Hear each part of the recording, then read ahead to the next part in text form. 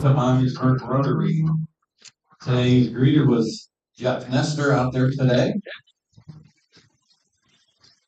And then next week we have Dan Price and Amy Shreves. We're gone by Kim Izor today. All right, thank you, Kim. And then we're going to Brent has the honor of leading us in prayer today. Heavenly Father, we give thanks for the spirit of service that brings us together in Rotary. Guide our hearts and hands as we seek to serve others above ourselves. Grant us wisdom in our decisions, compassion in our actions, and integrity in all we do. May our efforts bring hope where there is need, peace where there is conflict, and light where there is darkness. Bless our fellowship, strengthen our commitment to do good in the world, and help us make a lasting difference in the lives of those we serve. Amen. Amen.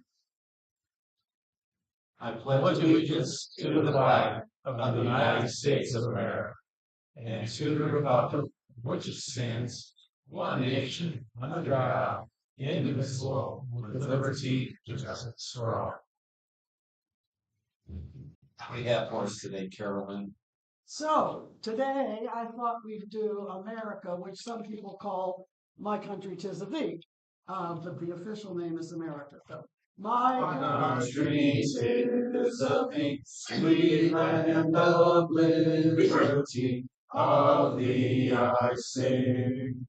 Land where thy fathers died, land of the pilgrim's pride, from every mountainside, let freedom ring. All right, you may be seated. Acting secretary today is Miss Kitty Whitebush.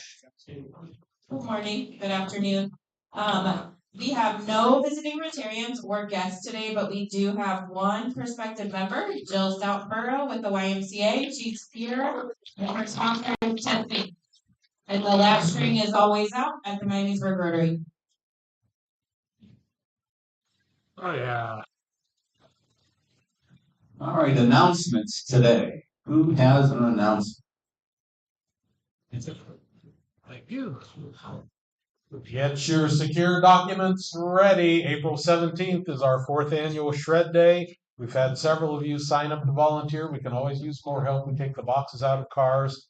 Since this is our 4th year, I can tell you all 3 years it's been cold and windy. So make sure you have a jacket and something like that. It only rained 1 year, but it started pouring right as it was pulling out, so it was good. But seriously, go through your houses, get banker boxes full of stuff that you want to get shredded, and Rotary would happily do it. Tell your friends and neighbors. It's a great advertisement for Miamisburg Rotary that we're doing.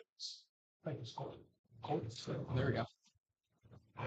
remember we have a committee meeting for Night at the Races right after this meeting.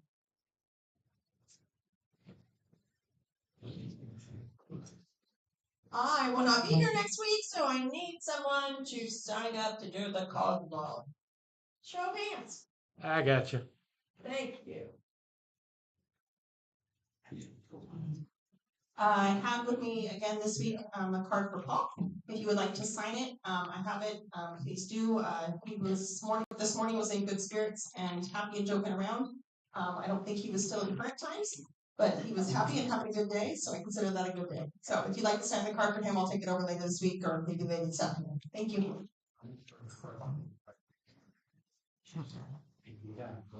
And we have volunteered to serve at the booth that serves beer at the Spring Fest this year. And so that's May 14th, 15th, and 16th.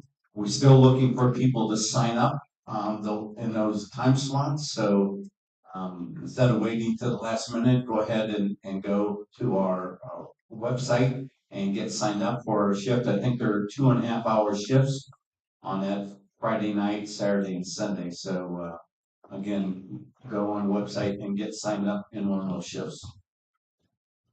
Any other announcements? All right. Cole, what do you have for us? Fun fact. Gotta get my phone here. Or trivia, what do you got? All right. Let's see here. Do I have any volunteers? Angela. Perfect. All right, let's go. It's a great question for you today. Perfect, I love it. When was the first woman allowed to join a Rotary Club? Man, I love that question. And what was that Rotary Club? It's probably gonna be way too recent in times, but can I get back to you? You can absolutely. Fantastic. In the meantime, we'll do happy dollars. Is anybody happy today? Can I just follow up with what you said about Yeah, good. So at Springfest, it's a fundraiser. Springfest is paying us to work the booth, and that money is going to go towards school supply drive in the summer. So the more people we can get to sign up, the better, because they are paying us to be there. Don't know that. Where do you sign up? Thank you, Katie. Yeah, website. May 14th, 15th, and 16th. Oh, 16, 17? 15, 16, 17. Buttonsriver.org. 15, 16, 17. Very good. All right, happy dollars. Here we go. I wish I could say it was a happy dollar, but 5 sad dollars. Lost a good friend, April Cook, who I used to work with. Been friends with for a long time, a vivacious and lovely woman. Tom Skank's secretary, for those of you that knew Tom Skank. But she was very brave. Had a terrible form of brain cancer that took her life. She lasted a long time. She lived for her kids and grandkids. So we'll be having visitation services tonight. And so anyway, this is a great lady.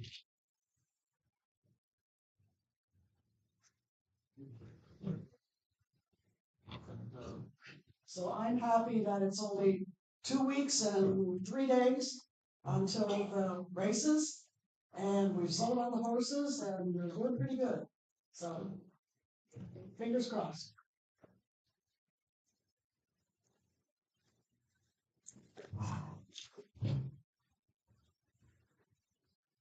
I'm happy to report that progress on the house is going well. We finally got the building permit to add the basement bedroom. And last Thursday, my contractor and I poured 4,600 pounds of concrete to fill all the gaps we had dug up to put the plumbing rough in. And he's, as we're speaking, pouring another 800 pounds to level the floor that had a 2.5-inch drop down in the basement to bring it up to level. It takes a lot of work to get all this done.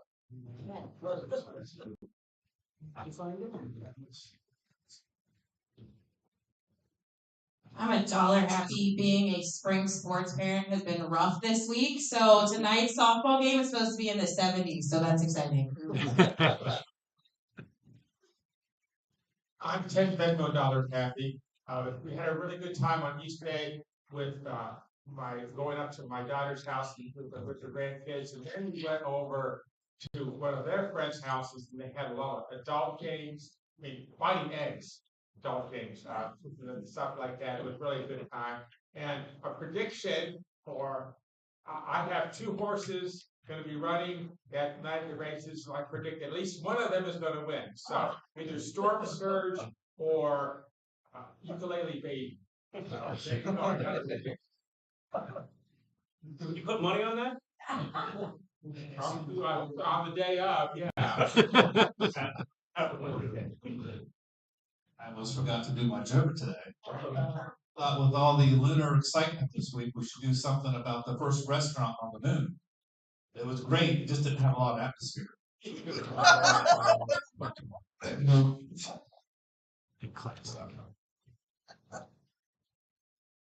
Wait, what's going on with the moon right now? Okay. All right. Angela, do you have an answer? Oh my goodness gracious. Okay, so I have a lot of information about women joining Rotary. Okay. And I have that a woman by the name of Sylvia Whitlock, who's recognized as the first woman to serve as Rotary Club president in '87. But I'm having trouble finding what Rotary Club had the first female Rotarian. So I have that, let's see, oops. Sorry.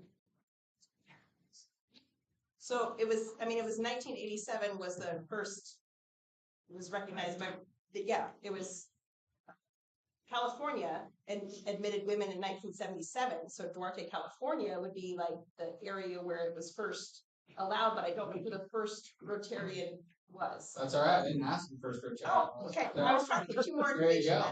You are correct, though. They wrote official rules that admitted women in 1977, leading to their charter being revoked by the Rotary International in 78. And that's correct. It is Duarte. Okay. And my birthday is on International Women's Day, so I feel like it's just kind of fits. In case anybody needs to know. All right. We got what, $64? $64. Looking for the 9 of diamonds when it comes time.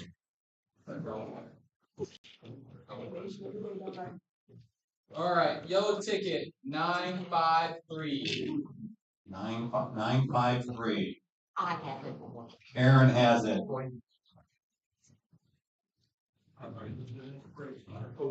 Alright. You feeling lucky today, Karen? 9 of diamonds. $8.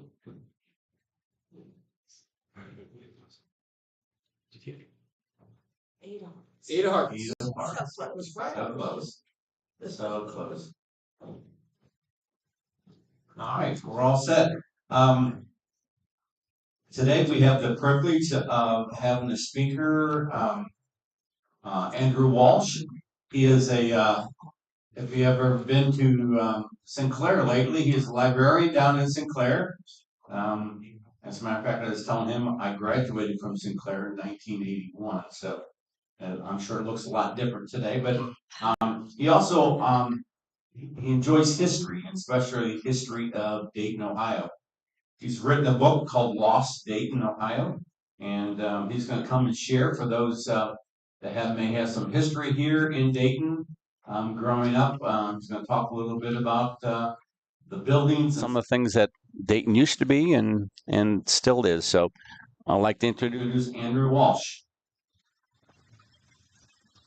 Thank you, sir.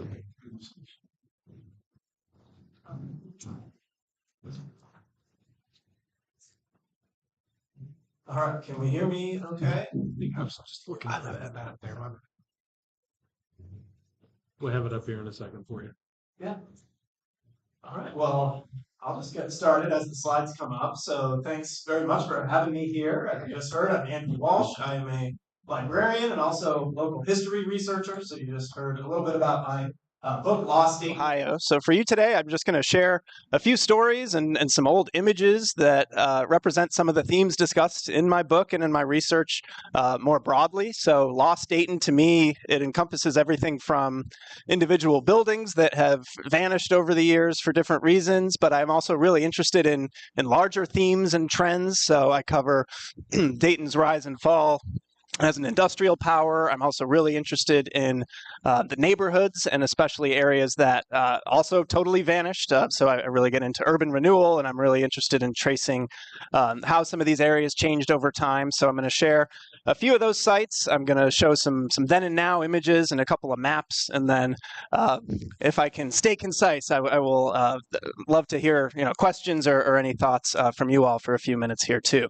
So as I said, I focus on just individual buildings, really interested in the amazing architecture that was built here in Dayton. So the cover of my book features the building in the center here, which was Steele High School, which is considered by many people to be just one of the greatest individual buildings that was lost over time. So you can see here in this image a look of downtown that is almost unrecognizable today, and you can see Steele right in the center, which had this look of a castle and was just this really imposing presence as someone would have crossed the Main Street Bridge across the river. And then another look a couple decades later. So a huge theme in any of the work I do about downtown is, of course, the Great Flood of 1913. So there's a shot of that same building with that turret kind of blown out there on the side. So that started the school on a somewhat of a decline physically. It was very difficult to maintain with all the wood that was in the structure, and it was eventually demolished in the 1950s. Moving on from there, I think as a librarian at Sinclair, which you heard, I'm kind of professionally obligated to show you this one. So this is the old public library that used to stand right in the middle of downtown in Cooper Park, where the present downtown library is as well. And the story of libraries in Dayton is really interesting. So Dayton was actually the first city in Ohio to incorporate a public library of its own. So it did that back in 1805, which was the first year of Dayton's existence. But what we're looking at here was not that very first library. I found a source that described the 1805 library as two well-filled bookcases that were in one of the pioneer settlers' cabins. So it definitely has grown a lot since those days. And the building we are looking at here was built in 1888, and it is a full example of Romanesque revival architecture. It was actually the first really purpose-built permanent home for the public library. It had kind of floated around in some other temporary spots after that first cabin. And looking at it here, the William McKinley statue that you can see in the front, that's the kind of the one piece that is actually still there today. The flood is another huge theme. So this, looking at this just kind of makes me cringe as a librarian, but huge damage for the flood. And that also caused the library to kind of go on a downward trajectory in terms of the physical footprint. Now, it was actually a case of some of the inspired recovery efforts that are obviously very, very prominent in Dayton's story in terms of how we recovered from the flood. That was definitely the case with the library. Many people helped with the cleanup efforts, donated materials and money so it could rebuild its collections. But in terms of the building itself, it was demolished in 1962 when the more modern library was built right next to it. So just wanted to cover a couple of those just kind of great individual buildings that were lost. But as I said, I'm also interested in larger areas. So this is an image of actually where I lived myself when I first came to Dayton. So I've been here since 2013, and I came here to take the librarian job at Sinclair that you just heard about. So I was a newcomer to Dayton, kind of seeing all of this with fresh eyes, and I think maybe that's part of what got me so interested in the history is not having grown up with it and not knowing really all of the different stories of Dayton's past. But this was where I lived. It's the Dayton Towers Apartments, just beyond Keowee Street, kind of right past the Oregon District. I could walk to work at Sinclair, which was nice, but I became very interested in my building and the area around it. So you can just see from this picture how you're right next to a large busy street, and it was clearly not a historic neighborhood. There was certainly a lot of open, empty space. And the more I got curious about that, I knew that it was kind of right in between the Oregon District and then St. Anne's Hill, which was another great, pretty intact historic neighborhood. So I got really curious about that area in the middle, and I learned that it was once its own neighborhood known as the Haymarket, which was a very small space, as you can see here on the map, but it had a huge variety of interesting things kind of packed into what were very narrow and winding streets. So it had many homes, it had everyday stores and commercial buildings out on 5th Street. It also had a lot of factories built right in. So there was a brass foundry, a horse collar factory, and a candy factory, all in that little tiny area. And then it also had Dayton's main red light district of the time. So certainly a lot of different uses in one place. And in some of my research, I eventually got turned on to this particular set of maps as a research aid. So as a librarian, I'm always really interested in digging into the history. And with some of these neighborhoods and areas that have totally changed and been lost over time, it can be difficult really to find images that really do them justice. A lot of time Dayton didn't do a great job of documenting what was being lost. So I've found that for some of these larger areas, this set of maps I have on the screen called the Sanborn Fire Insurance Maps are one of the very best ways that you can kind of go back and relive some of those long gone areas areas and also track how they changed over time.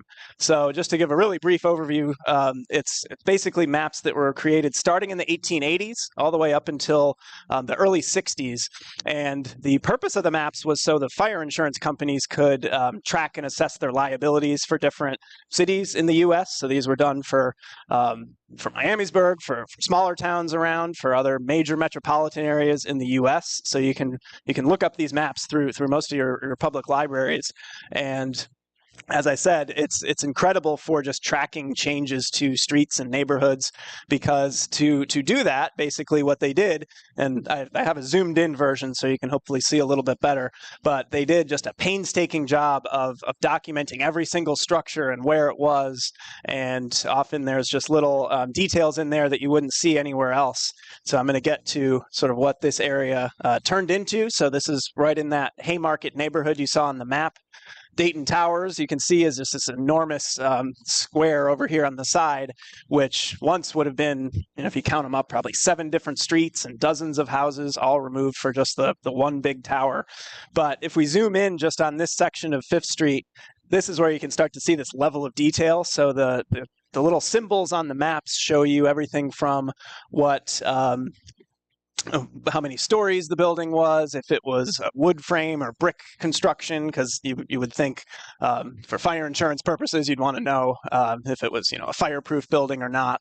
So you can easily go down the rabbit hole and look at an area you're interested in for a couple hours here. So you can see some of the labeled elements. You can see there's a cigar factory just below where it says 5th Street. There's an undertaker. There's drugstores, and then many homes, a bakery over across 5th Street. So it can get really interesting when you start combining this with some other research tools like either old newspapers or city directories to really, in a sense, bring back some of these long lost areas.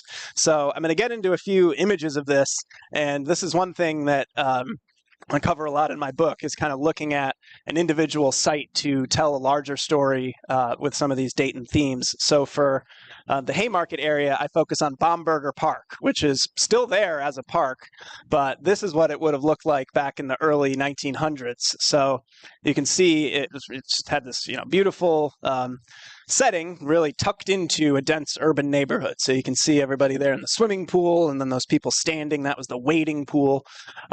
So when that neighborhood went through urban renewal, that same view today is this. So it still is a park. It's still got a nice grassy area. My kids have kicked a soccer ball around on that park, but you can see just radically different what happened to it. So I get into some of the stories of urban renewal in Dayton in the book, and in the interest of time, for you all, I'll say that it was a really complex story. So essentially, every city, so this was not a story unique to Dayton, every city going in through 30s, 40s, and 50s was growing, but that growth was somewhat uneven. So suburbs were growing, automobile dependence was increasing, people were really wanting to make sure that the wealthier consumers could have easy access to the downtown central business district. So there were all these conversations happening over, how can we facilitate access to these areas and also open them up to suburban commuters and all of that. So basically, nothing much happened until around the 50s or so was the first time that the federal government kind of got involved and started putting huge money out for cities that would do large-scale redevelopments like this. So here in Dayton, that Haymarket neighborhood is really the most fully realized example of urban renewal. If you get into some of the sources on modern architecture and design, like Le Corbusier, you would see some of their vision. It's called the towers in the park was kind of their vision for cities. And, you don't really see a more clear example than that, Dayton Towers building, surrounded by green space. So we could, I could talk to you probably all day about the effects of that and concerns over safety and cleanliness and all these different angles they looked at that. But to be clear, that you can't really isolate Dayton's story to one particular variable. We obviously went through so much in terms of deindustrialization and continued, growth of suburbs at the expense of the inner city. But I think it's pretty undeniable that a lot of these design changes really did lead to a loss of the feel of communities, especially when it was combined with highway projects. So 35 would go right through just a couple blocks south of this area, 75 obviously being kind of a big barrier between east and west along with the river. So these are all interesting, really interesting themes and areas for me. We'll look again, now we're looking from 5th and Wayne over into what was once the Haymarket area. And it's hard to believe that that is the same intersection as it was pre-urban renewal. So you can see how the streets were made much wider, losing just beautiful commercial buildings like that. And then you can even see things like the streetcar tracks. So 5th Street and 3rd Street would have had the streetcar system going up and down. So the people who were moving to Dayton to work at the industrial factories, they could find relatively affordable housing and easily use their public transportation to get around in these old neighborhoods. So for all those reasons, for me kind of having lived there myself and it being one of the, I would say, launching points into this whole interest of Dayton history, this little sliver of Dayton is always one that's especially fascinating for me. So I'm going to keep moving on. So I mentioned that I'm really interested in the industrial history. So here you can see a classic aerial of a prominent Dayton factory. So who can shout out what this is? Yeah, so this is a pretty classic image of NCR, and I have a chapter of NCR in my book, and NCR really was the company most closely associated with Dayton throughout roughly 150 years of its existence. The invention of the cash register obviously predated NCR itself, but after John H. Patterson took it over, went from very small scale operation to this massive factory complex. NCR was much more than just a place to work. It was a vital piece of the community. So I run through some of the sort of neighborhood beautification efforts Patterson did, the eventual creation of many of the park spaces we still have today. We're from NCR. Even just the fact that as a company, NCR almost invented the modern sales process and sales training. So I know you can read some of that at Carillon Park's exhibits about NCR's enduring legacy. But for me, especially interested in kind of the urban fabric and the built environment, it's kind of a shocking story. Of course, NCR obviously fully left Dayton in a crippling blow for the city. But in terms of the buildings, we're now looking at the same view where nothing that was built during John H. Patterson's lifetime even remains. There's a couple of later warehouses that are still there. So NCR was totally erased from the landscape. So from there, I will try to pivot a little bit. So in my research, I always do cover a lot of lost areas, but I try not to be, too overly depressing or focused on, just all the horrible things we did and buildings we lost. So I also like to use my theme of lost Dayton to mean more, potentially more like transformation. So things that maybe do still stand, but have changed so much that their original uses may be largely lost. But I think we can still find them around town. And I'm hoping that my work can also shed some light on what we haven't lost for good, but that I think we can shine a spotlight on and understand its history and what it can be in the future. So here's another aerial of an industrial company, and this one's maybe a little bit trickier, but does that jump out at anybody? Anybody know what this one is? Yes, I figured this audience might have some people who might know. So yes, this is Delco. So up over by, to kind of the Water Street district, they call it today, of downtown. This was Delco, which of course started essentially as an NCR spinoff. So with Edward Deeds and Charles Kettering, kind of tinkering around in the Deeds barn, turning into obviously major inventions and scaling it into a huge operation. On par with NCR in terms of the number of people who would come to Dayton for jobs. Many of them were working at Delco, obviously became part of GM for many decades as well. But from a built environment standpoint, Delco obviously is no longer with us as a company, but when it comes down to its most prominent manufacturing buildings, those actually are still here. So we can tell a slightly different story, and one that even involves baseball. So their third factory was knocked down, but we did get the Dayton Dragons Stadium out of it. So I'll say that's a fair trade. We do still have their first two factories, so plant number 1 and plant number 2. We can see right here in the image, one has been turned into the Delco lofts, and then the other, I believe, is just called the Delco. So they're really leaning into the industrial history and spotlighting that.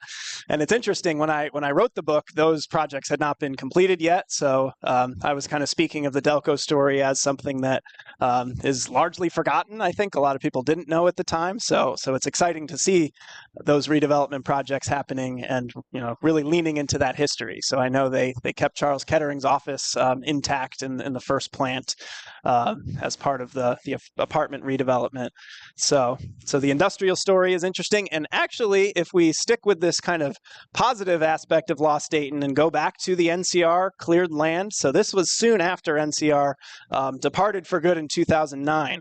But if we go there today, we don't see totally empty land. This is slightly more recent, and it features a lot of rebuilding efforts. So the new performing arts center for UD that has art galleries and performance spaces, that was just completed right on that corner of Main and Stewart.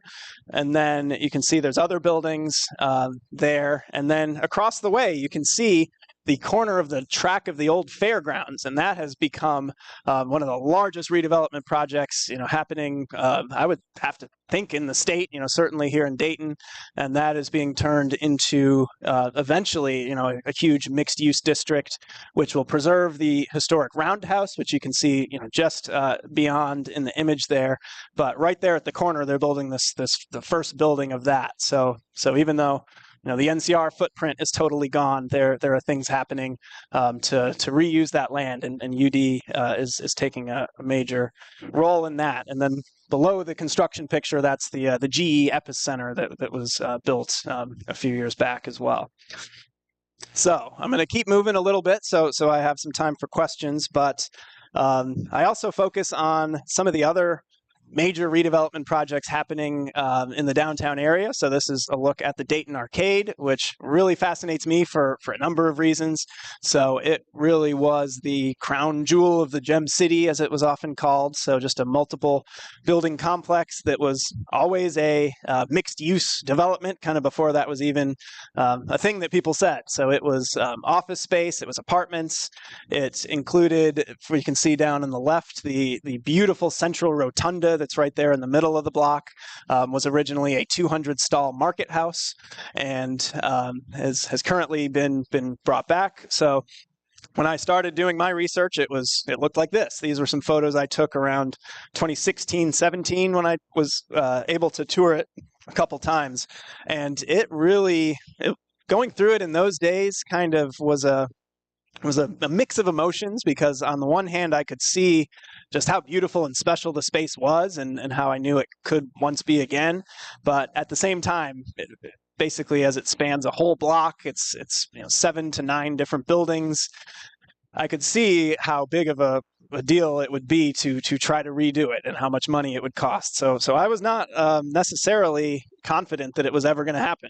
I walked past the arcade as it was shuttered just about every day on my way to and from work at Sinclair. So it was one I was always interested in, and it, of course, has been done. So it was an incredible job of fundraising and finding the right redevelopment team to put together a plan that worked.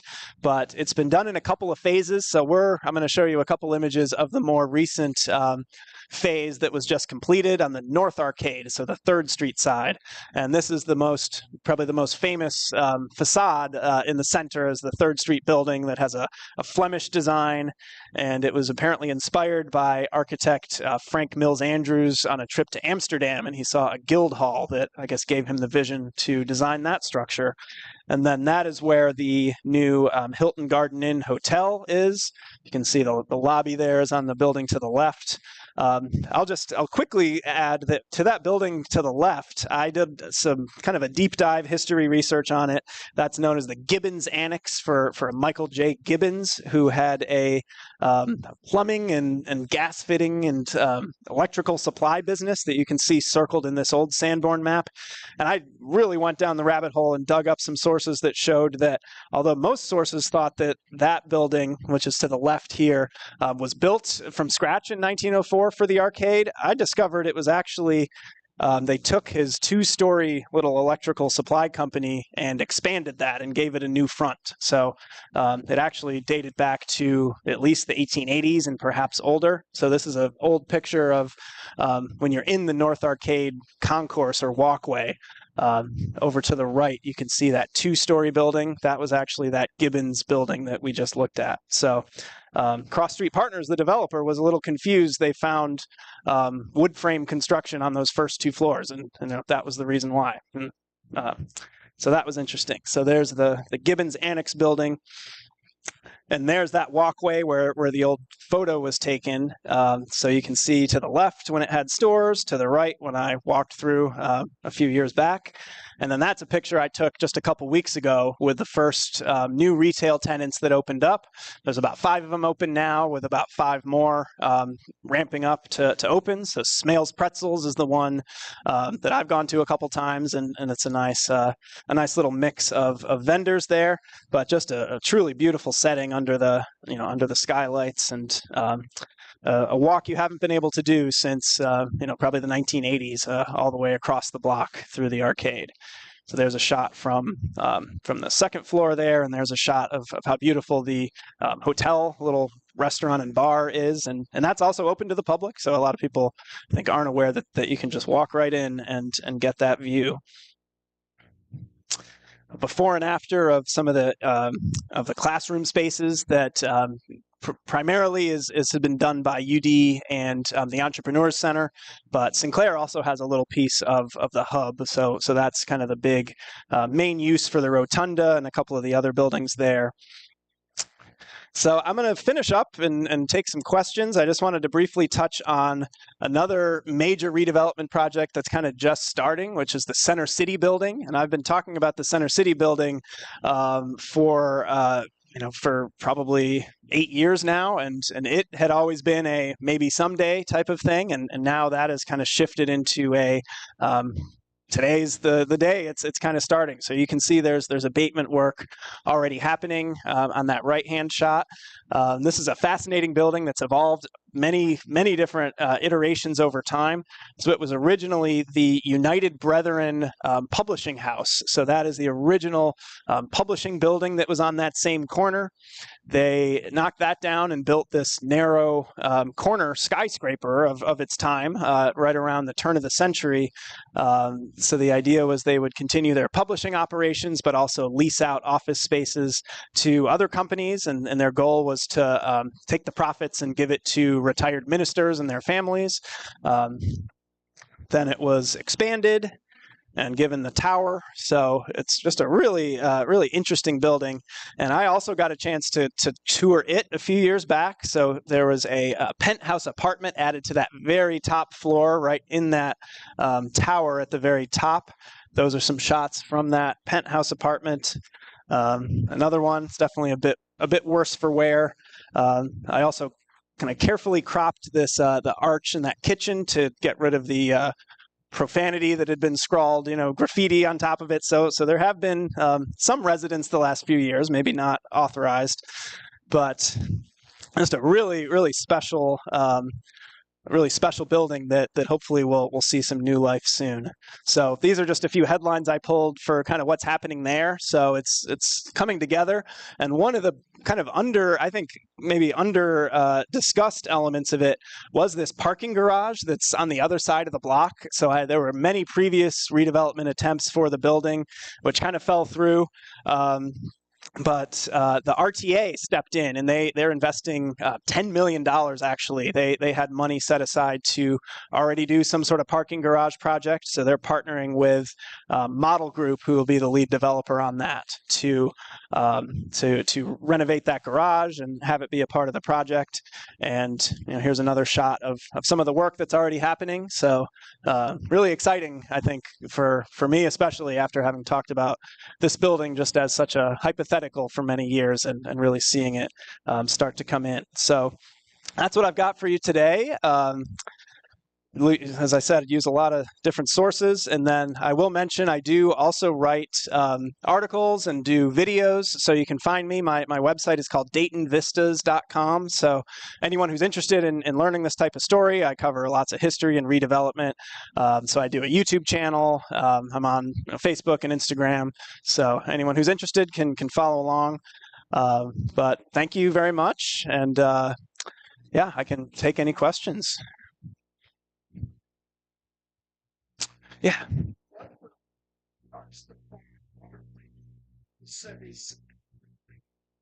Yeah. So the question was, what are they doing with that Center City building? The biggest part of it is residential, so it's going to be some 200 something apartments. I know that they are looking at a mix of income levels, so some will be like affordable units. They're targeting like what they're calling like workforce housing for a certain certain income level, and then some will be just regular market rate units. Not sure if that top floor is going to be some sort of luxury penthouse. I hope so. That would be very cool. But there'll also be several thousand square feet of commercial space on the ground floor. So they're trying to really find some good uses to make that Main Street corridor a little bit more vibrant and more things to do. So it is right across from the arcade. So yeah, so that's the general plan. Yes. I know there's a lot of development in downtown, both new construction as well as these renovation projects for residential space. Where do people go to shop for groceries and things like that? Are they giving any thought to that? Yeah, so that's a good question. So anyone didn't hear that, the question was about grocery shopping downtown. So if I go back a few slides, retail is certainly lagging behind the rest. I think you've got residential, office, somewhat happening fine. Retail, I think, is the trickiest one to get right in a downtown area. This actually does show, it's not a full service Kroger or Meijer, but there is a little grocery store that's actually right next to the 3rd Street building in the arcade. It does actually have more than most people think. It has fresh produce. It has a meat counter. So I try to at least stop by because I do think we're not going to get the major grocer, for example, if we're not already supporting what we do have downtown. So I do try to bring some awareness to some of those other things that are happening. So that's one. The arcade retail is really supposed to be another kind of shopping destination. It has looked from primarily it's getting into a little more food and beverage on its own rather than real retail. Pink Moon Goods, if anyone's familiar with that store, they have a nice little shop in the Huffman neighborhood. They are one of the tenants here at the arcade, so there's some smaller specialty type of retail destinations. But I think that's an absolutely right on the mark. That's probably what I would say downtown needs the most work on to really become that destination that it once was. And yeah, I've done a whole retail deep dive of the history of some of the department stores and what happened to them. So definitely one that I think we need more of.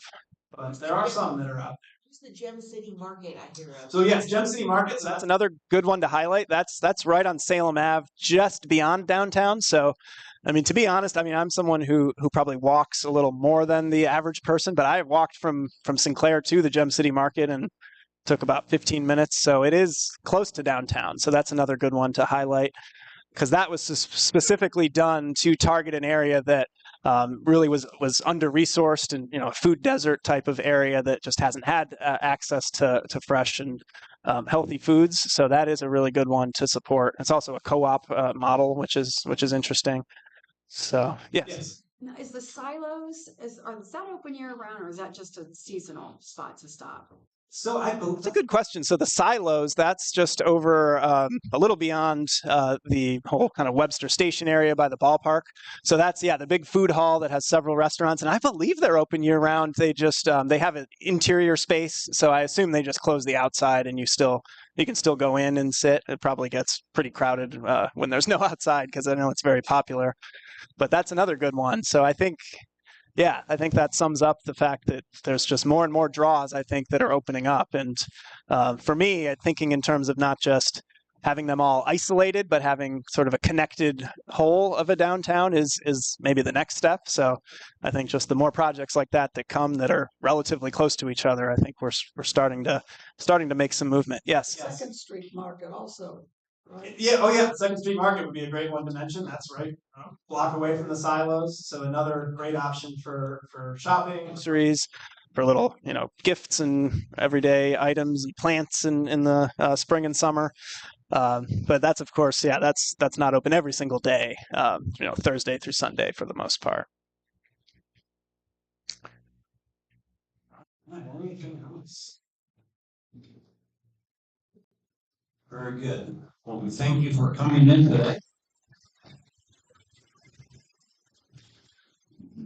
And if you haven't been downtown lately, you may go to a ball game or something, but like Lori said, if you got the new sign on there, Second Street Market, I spent a couple evenings at the AC Motel down there going to ball game and stuff, but there's still a lot of the arcade. If anybody has been, that arcade is beautiful down there, so it's a nice place.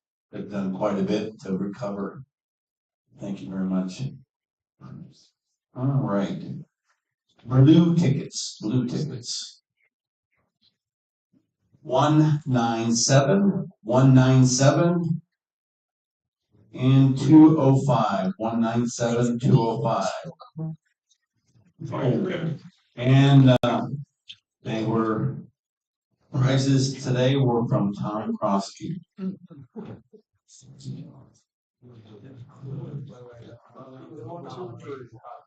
All right, so let's go ahead and let's stand. And of the things that we think, say, and do, number one, is it the truth? Number two, is it fair for all concerned? Number three, will it build goodwill and better friendships? Number four, will it be beneficial to all concerned? Thank you and have a great rest of your week. Thank you very much.